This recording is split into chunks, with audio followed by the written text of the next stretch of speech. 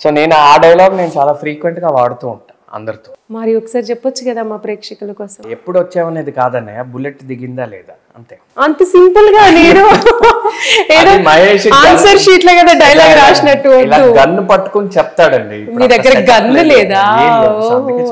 Business man లో కూడా చాలా డైలాగ్స్ ఉంటాయి, చాలా ఇన్స్పిరేషనల్ డైలాగ్స్. సరే మీకు నచ్చింది చెప్పండి మహేష్ బాబు గారు. ఓ మీరు ఇప్పుడు నా చేతి డైలాగ్ చెప్పిద్దాం అని ఫిక్స్ అయ్యి ఏమైతే చెప్పరా? అంటే మీ డైలాగ్స్ అన్ని మేము ఆన్ స్క్రీనే చూడాలా? నువ్వు చదవాలనుకుంటే చదివేసి, ఆడాలనుకుంటే ఆడేసే, ఎవరి మాట వినొద్దు, మనిషి మాట అస్సలు వినొద్దు అంటాడు బిజినెస్ మ్యాన్ క్లైమాక్స్ లో.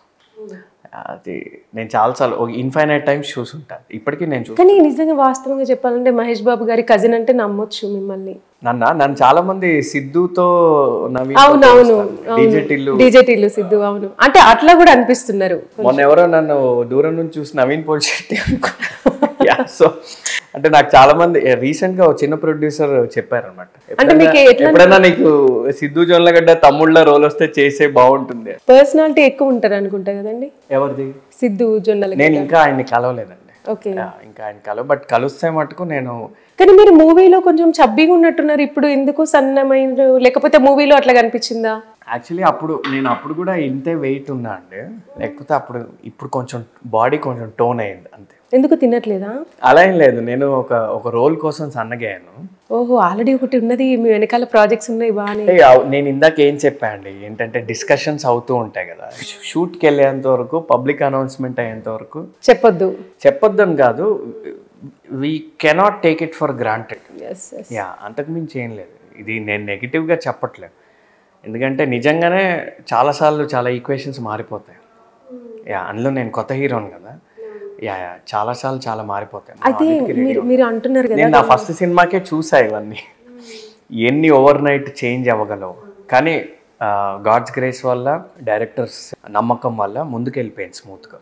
మూవీ షూటింగ్ జరుగుతున్నప్పుడు మూవీ యూనిట్ ఒక స్టార్ హీరో అయితే అలర్ట్గా కానీ ఇదంతా ఒకలా ఉంటారు, అదే కొత్త హీరో అంటే ఆ రెస్పెక్ట్ వేరుంటది అని చెప్తా ఉంటారు. కొన్ని అవమానాలు కూడా జరుగుతూ ఉంటాయి అని అంటూ ఉంటారు. మీ విషయంలో జరిగిందా? అంటే ఇప్పుడు మళ్ళీ మీ మూవీలో మీరు ఒక్కరే కాదు, మీతో పాటు ఇంకిద్దరు ఉన్నారు, అంటే చెప్తున్నాను వాళ్ళు కూడా మెయిన్ లీడే. సో మీకు అదే ఎఫెక్ట్ ఏమైనా పడిందా? మిమ్మల్ని కొంచెం తక్కువగా చూడడం కానివ్వండి, లేకపోతే అంత ప్రియారిటీ ఇవ్వకపోవడం కానివ్వండి. మూవీకి ముందు మూవీకి తర్వాత అయ్యే కానీ మూవీలో అవ్వలేదండి. అంటే మూవీ షూటింగ్ అప్పుడు కానీ, అంటే మైత్రి వాళ్ళు నిజంగా ఒక పెద్ద హీరోని ఎలా చూసుకుంటారో నన్ను అలానే చూసుకున్నారు. నాకు తెలిసి వేరే వాళ్ళని కూడా అలానే చూసుకున్నారు, బట్ నా వరకే నేను చెప్పగలను కాబట్టి. నిజంగానే అంటే మీరన్న ట్రీట్మెంట్ అవనివ్వండి, మాట్లాడే విధానం అవనివ్వండి, రెస్పెక్ట్ అవనివ్వండి, అంటే ఒక హీరోలానే, ఒక స్టార్ హీరోలానే చూసుకున్నారు. బాబు గారు అంటే నేనే స్టన్ అయిపోయా. మీరు అన్నట్టే నేను చాలా ఇంటర్వ్యూస్ చూసి, మనలో 2-3 మాటలన్నా పట్టించుకోకూడదు, మనల్ని అవమానించినా పట్టించుకోకూడదు, మన ఫోకస్ అంతా వర్క్ మీదే ఉండాలి అని నేను 100 సార్లు చెప్పుకుని వెళ్ళా. తీరా సెట్ మీదకి వెళ్ళాక నాకు అర్థమైంది అంటే, ఓ 2-3 మాటలు అనకపోగా వీళ్ళు యాక్చువల్లీ నన్ను ఎక్కడో పెట్టుకుని చూసుకుంటున్నారు. సో వాళ్ళు మనిషికి చాలా వాల్యూ ఇస్తారండి, మనిషి స్థాయికి కంటే కూడా. అంటే స్థాయి అంటే మీరు అన్నట్టు ఆ పెద్ద హీరో, పెద్ద స్టార్ ఇది కదా. నేను చాలా హ్యాపీ ఫీల్ అయ్యాను. నేను ఆ రోజు అంటే సెట్ మధ్యలో షూటింగ్ అప్పుడు నేను 2-3 సార్లు మా ఫ్రెండ్స్కి ఫోన్ చేసి చెప్పేవాడు, ఎవరు చెప్పారు మీకు ఈ పెద్ద ప్రొడక్షన్ హౌస్లో ఇలా ఉంటుంది అలా ఉంటుందని, వీళ్ళు నన్ను ఎలా చూసుకుంటున్నారు తెలుసా, ఆల్రెడీ నేను పెద్ద హీరోలా చూసుకుంటున్నారు. బట్ అవమానాలన్నీ సినిమాకి ట్రై చేసే ప్రాసెస్లో అయ్యాయండి. సినిమా షూటింగ్ అప్పుడైతే అస్సలు ఎక్స్ట్రాడినరీగా చూసుకున్నారు. ఇన్ఫ్యాక్ట్ నేను ఒక స్టార్ అనే ఫీలింగ్ కలిగించారు మైత్రి వాళ్ళు. మూవీ సక్సెస్ మీట్లో కానీ చాలా సందర్భాల్లో మీరు మీ ఫ్యామిలీకి కృతజ్ఞతలు తెలుపుకున్నారు, పూర్వజన్మ సుకృతం అన్నారు. ఇంకా ముఖ్యంగా మీ ఫ్రెండ్స్ లిస్ట్ కూడా చాలా పెద్దగానే ఉంది, మీ ఫ్రెండ్స్ లిస్ట్ కూడా. అంటే వాళ్ళ ప్రతి ఒక్కరి పేరు కూడా మీరు మెన్షన్ చేయడం. అంటే అసలు ఫ్రెండ్షిప్ గురించి ఒక్క మాటలో చెప్పాలంటే ఏం చెప్తారు మీరు?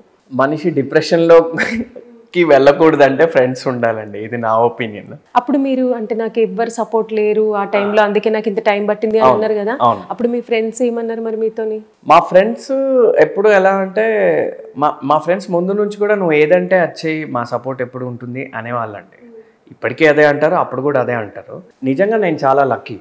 నాకు ఒక కాలేజ్ నుంచి ఇప్పటిదాకా సేమ్ సెట్ ఆఫ్ ఫ్రెండ్స్ అనమాట. ఓకే.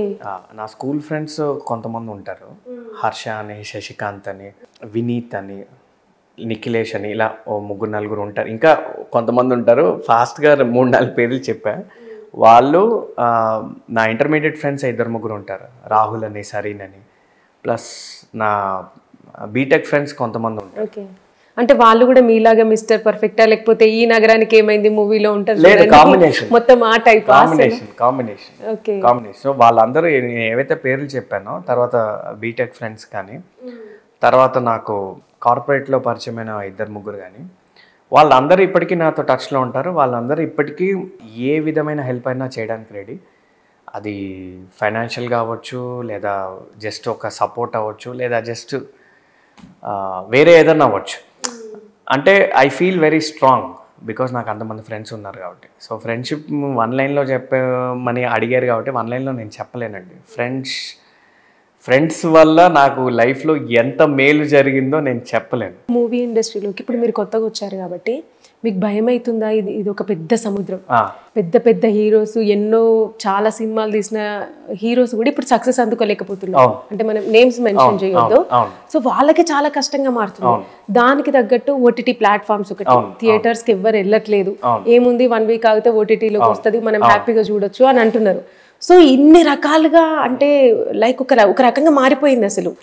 అంటే మళ్ళీ ఇప్పుడు మీరు అమ్మో నేను తీసే మూవీ సక్సెస్ అవుతుందా లేదా, థియేటర్కి వస్తారా రారా జనాలు, నన్ను ఆదరిస్తారా, కాంపిటీషన్ ఇంత ఉంది కదా అని మీకు భయం అవుతుందా ఎప్పుడన్నా? అప్పుడప్పుడు వేస్తుందండి భయం, న్యాచురల్గానే. నాకే కాదు, చాలా మంది ఇండస్ట్రీలో ఉన్న వాళ్ళు అందరూ భయపడతారు. ఎందుకంటే మీరు అన్నట్టే మనకి ఎప్పుడు సిచ్యువేషన్ ఎలా మారుతుందో తెలియదు. ఎవ్రీడే మారిపోతుంది జనాల టేస్ట్లు కానీ, ఏ సినిమాలు ఆడుతున్నా ఏ సినిమాలు ఆడట్లేదు కూడా చాలామందికి అర్థం కావట్లేదు. ఇది పెద్ద పెద్ద ప్రొడ్యూసర్స్ కూడా చెప్తున్నారు. లేకపోతే ఏంటంటే అలా మనం ఎక్కువ ఆలోచిస్తూ కూర్చుంటే ముందుకు వెళ్ళలేము అస్సలు. సో అది మనం అప్పుడప్పుడు భయపడినా కానీ అది పక్కన పెట్టి ముందుకు వెళ్ళడమే. అండ్ మంచి సినిమా చేయడం చాలా మటుకు మన చేతుల్లో ఉంటుందండి, చాలా మటుకు. పూర్తిగా మన చేతుల్లో ఉండదు కానీ అట్లీస్ట్ మంచి కథ మనం చేయడం వరకు మన చేతుల్లో ఉంటుందండి. సో నేను చూసింది అంటే అట్లీస్ట్ ఫర్ ఎగ్జాంపుల్ ఇప్పుడు 8 వసంతాలు ఎగ్జాంపులే చూడండి. 8 వసంతాలు థియేటర్స్లో మేము అనుకున్నంత రెస్పాన్స్ రాలేదు థియేటర్స్లో. బట్ ఒకసారి నెట్ఫ్లిక్స్లోకి వచ్చాక అది ఎక్స్ట్రాడినరీ రెస్పాన్స్ వచ్చింది. అంటే ఎలాంటి రెస్పాన్స్ అంటే ఇంకా నేను మీకు ఓన్లీ దాని గురించే మీకు నేను ఒక 1 hour పాడ్కాస్ట్ ఇవ్వగలను. అలాంటి రెస్పాన్స్ వచ్చింది.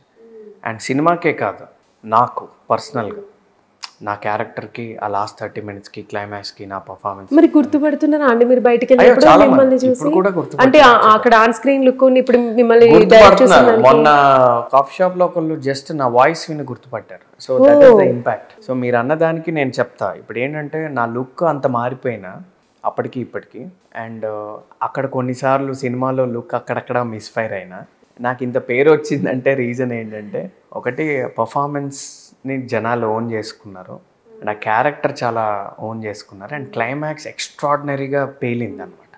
సో ఇది 8 వసంతాలు ఎగ్జాంపుల్ చెప్తూ వీటి గురించి చెప్పా కదా.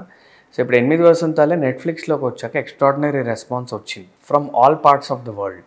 సో ఇది ఎందుకు చెప్తున్నా అంటే, ఇప్పుడు మనం ఒక మంచి సినిమా చేసామనుకోండి, మీరన్నట్టు ఫర్ వేరియస్ రీజన్స్ థియేటర్స్లో ఆడినా ఆడకపోయినా ఆర్ అనుకున్నంత వెళ్ళకపోయినా ఓటీటీలోకి వచ్చాక జనాలు అప్రిషియేట్ చేస్తున్నారు. సో ఆ రెస్పాన్స్ అనేది మనకి ఇమీడియట్గా తెలుస్తుంది. ఇన్ఫ్యాక్ట్ ఇప్పుడే మనకి ఒక రకమైన అడ్వాంటేజ్ ఉందండి దీన్ని మనం పాజిటివ్గా చూస్తే. ఇప్పుడు ఇదివరకు సినిమా 100 రోజులు 200 రోజులు ఆడాక మనకు అర్థమయ్యేది ఈ సినిమా జనాల్లోకి ఎంత వెళ్ళిందని. ఇప్పుడు మనకి ఏంటంటే మనకి 2-3 వీక్స్లో అర్థమైపోతుంది.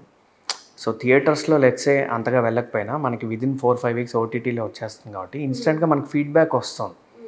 సో ఓకే మనం మంచి సినిమా చేసాము, మనం మంచి సినిమా చేస్తే ఇంత రెస్పాన్స్ ఉంటుందని. సో మీరు అన్నదానికి క్వశ్చన్ ఒకటే అండి, ఆన్సర్ ఒకటే. మనకు భయం వేసిన ప్రతిసారి సొల్యూషన్ ఒకటే, మంచి సినిమా చేయాలి. ఆ మంచి సినిమా చేయడానికి వీలైనంత మన ప్రయత్నం మనం చేయాలి. అండ్ యాజ్ అన్ యాక్టర్ నా చేతిలో ఉండేది రెండే అండి. ఒకటి, నేను ఎలాంటి కథలు చేస్తాను, ఆర్ కథ బాగుందా లేదా, ఎంత స్ట్రాంగ్ ఉందా లేదా అని చూసుకోవడం వరకు నేను కొంచెం చేయగలను. At the same time performance వరకు నేను చేయగలను. నేను చేయగలిగేది నేను చేస్తా అండి. అండ్ నేను మధురం అప్పుడు చూసా, యూట్యూబ్ లెవెల్లో ఇప్పుడు 8 వసంతాలు అప్పుడు చూసా. నిజంగానే ఒక మంచి కాంటెంట్ షెల్ఫ్ లైఫ్ చాలా ఎక్కువ ఉంటుంది ఇవాళ రేపు. ఎందుకంటే సోషల్ మీడియాలో కూడా చాలా డిస్కషన్స్ అవుతూ ఉంటాయి. మీకు ఆ మూవీ చేసినప్పుడు అనిపించిందా అండి, అంటే ఈ హీరోయిన్ కాకుండా అంటే ముగ్గురు మెయిన్ క్యారెక్టర్స్ని బట్టి హీరోయిన్ ఎక్కువ హైలైట్ చేస్తున్నారు కదా, ఈమె కూడా కొత్త కొత్త అమ్మాయి కదా, ఈ కాజల్ను సమంతను పెడితే బాగుండేది కదా అనిపించిందా? నేను కొత్త వాడినే కదండి. అంటే కరెక్టే, కాకపోతే అంటే మెయిన్ హీరోయిన్ రోల్ పెద్దది కదా మూవీలో, సో అంటే అప్పుడు మీకు అనిపించిందా ఇంకా పెద్ద హీరోయిన్ పెడితే బాగుంటుండేది? ఇలాంటి ఒక డెబ్యూ రావడం అదృష్టం అండి. అయితే ఇంకోటండి, ఒకవేళ నేను నిజంగా ఒక స్టార్ హీరో అయి ఉండి నాకు ఒక చాయిస్ ఉండుంటే, ఇదే స్క్రిప్ట్ నా దగ్గరకు వచ్చి ఎవరన్నా నన్ను అడుగుంటే హీరోయిన్కి మీకు ఏమైనా ప్రిఫరెన్స్ ఉందా అని, నేను అనంతిక అనే చెప్తా అండి. ఎందుకంటే she's the perfect fit for Shuddhi Ayodhya. ఇవాళ సినిమా చూసిన ప్రతి ఒక్కరు అదే అన్నారు, రేపు పొద్దున్న చూసే వాళ్ళు కూడా అదే అంటారు. ఎక్స్ట్రాడినరీగా పర్ఫామ్ చేసింది. I don't think I can think of a better option than Ananthika for Shuddhi Ayodhya. And మా డైరెక్టర్ కూడా అదే ఫీల్ అయ్యారు కాబట్టి ఆవిడనే పెట్టుకున్నారని నా ఫీలింగ్. అంటే ఇప్పుడు మీరు మూవీ ప్రమోషన్స్కి వేరే ఏదైనా ప్రోగ్రామ్స్కి వెళ్ళినా సరే, లేదంటే ఆడియో ఫంక్షన్స్కి కానివ్వండి, తను ఏమాత్రం మొహమాటం లేకుండా, అంటే ఈ మూవీలో ఏవైతే తను చేసినటువంటి మార్షల్ ఆర్ట్స్ శారీ మీద కూడా తను అవన్నీ స్టేజ్ పైన కానివ్వండి, మూవీ ప్రమోషన్స్లో కానీ తను చేసి చూపించింది. సో అంటే చూసే ఆడియన్స్కి కూడా ఏమర్థమైంది అంటే, ఓహో అందుకే తనని ఈ మూవీలో మెయిన్ క్యారెక్టర్గా హీరోయిన్గా తీసుకున్నారేమో అని ఆల్మోస్ట్ అర్థమైపోయింది అందరికీ. అదే రీజన్ అండి. ఆవిడకి ఎన్నో కళలు వచ్చు కాబట్టే మా డైరెక్టర్ ఆవిడని పెట్టుకున్నారు. అంటే she's born for this character. సింపుల్గా వన్ లైన్లో చెప్పాలంటే యా, ఈ క్యారెక్టరే ఆమెను ఎంచుకుంది. మీ ఫోకస్ మొత్తం వర్క్ పైన? నా ఫోకస్ అంతా నేనున్న 35 minutes నేను ఎలా పర్ఫామ్ చేయాలి, అసలు నేను ఎలా కనపడతా దాని గురించి కూడా ఎక్కువ ఆలోచించలే. నా ఫోకస్ అంతా మనం ఎలా యాక్ట్ చేయాలి, డైరెక్టర్కి తగ్గట్టు మనం ఎలా బిహేవ్ చేయాలి అంతే. ఎందుకంటే నాకు తెలుసు జనాలు ఎంత స్ట్రగుల్ అవుతారో. నా ఫ్రెండ్స్ చాలామంది ఉన్నారు, ఒక చిన్న అవకాశం కోసం కూడా ఎంత స్ట్రగుల్ అవుతారో నాకు తెలుసు. ఇప్పుడు ఇది ఒక హీరో అవకాశం, అండ్ ఇది ఒక పెద్ద బ్యానర్, అండ్ ఇది ఇన్ని లొకేషన్స్లో తీసిన సినిమా. అసలు ఒక చిన్న సినిమాకి, కొత్త వాళ్ళతో తీసే సినిమాకి పెట్టే బడ్జెట్ కంటే డబుల్ బడ్జెట్ పెట్టారు ఈ సినిమాకి.